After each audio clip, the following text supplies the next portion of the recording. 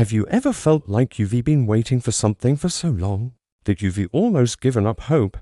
That's exactly where our story begins today, with a faithful, elderly couple named Zechariah and Elizabeth. They lived righteous lives, but they carried a quiet sorrow. They were childless and in their culture. This was a heavy burden to bear. Zechariah was a priest, and one day it was his turn to perform a once-in-a-lifetime duty, to enter the holy place in the temple and burn incense before the Lord. Imagine the scene. The entire congregation is outside, praying, waiting. The air is thick with anticipation and reverence as Zechariah stands alone in the sacred chamber, surrounded by the fragrant smoke. Something incredible happens. An angel of the Lord, Gabriel, suddenly appears beside the altar of incense. Zechariah is terrified, which is a pretty understandable reaction to a celestial being showing up at your job. But the angel Gabriel tells him not to be afraid. He has good news, the best news Zechariah could ever imagine. Gabriel says, "Your prayer has been heard. Your wife Elizabeth will bear you a son, and you are to call him John." This wasn't just any birth announcement. Gabriel went on to describe the incredible destiny of this child. He would be great in the sight of the Lord, filled with the Holy Spirit even before he was born. He would turn many of the people of Israel back to God and would go on before the Lord in the spirit and power of Elijah to make ready a people prepared for the Lord. This child, John, was destined to be the forerunner, the one who would prepare the way for the Messiah himself. But Zechariah, after decades of unanswered prayers, was skeptical. He looked at his own old age and his wife's, and he questioned the angel. "How can I be sure of this? I am an old man, and my wife is well along in years." It's a moment of very human doubt in the face of a divine promise. Because of his disbelief, Gabriel gave him a sign. Zechariah would be unable to speak until the day the child was born. He asked for a sign, and he got one, just not the kind he was expecting. Meanwhile, the people outside were getting worried. Zechariah was taking a very long time in the temple. When he finally came out, he couldn't speak. He could only make gestures. The crowd realized he must have seen a vision. Zechariah went home, silenced but with a heart full of a miraculous, unbelievable secret. Soon after, just as the angel had promised, Elizabeth conceived. She went into seclusion for 5 months, her heart overflowing with gratitude. She said, "The Lord has done this for me.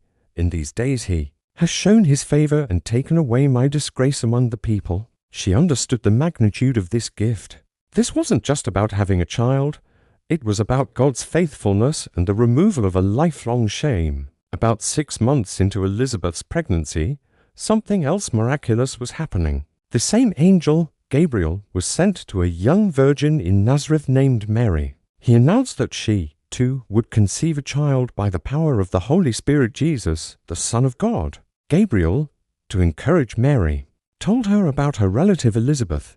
"Even Elizabeth, your relative, is going to have a child in her old age, and she who was said to be unable to conceive is in her 6th month. For no word from God will ever fail." So, Mary traveled to visit Elizabeth. The moment Mary's greeting reached Elizabeth's ears, the baby in her womb, John, leaped for joy. Elizabeth, filled with the Holy Spirit, exclaimed, "Blessed are you among women, and blessed is the child you will bear. But why am I so favored, that the mother of my Lord should come to me?" Even before birth, John recognized the presence of his Lord. It was a beautiful, powerful confirmation of everything the angel had said. Months passed, and the time came for Elizabeth to have a baby. She gave birth to a healthy son. Her neighbors and relatives rejoiced with her, celebrating this miracle God had performed. On the 8th day, as was the custom, they came to circumcise the child. Everyone assumed he would be named Zechariah after his father. But Elizabeth spoke up, a moment of quiet strength. "No, he is to be called John." Everyone was surprised. "There is no one among your relatives who was that name," they argued. They turned to the still silent Zechariah, making signs to him to find out what he wanted to name the child. Zechariah asked for a writing tablet. Everyone watched, holding their breath. He wrote the words, "His name is John." And in that very instant, his mouth was opened, his tongue was set free, and he began to speak, praising God. Awe fell upon everyone in the region.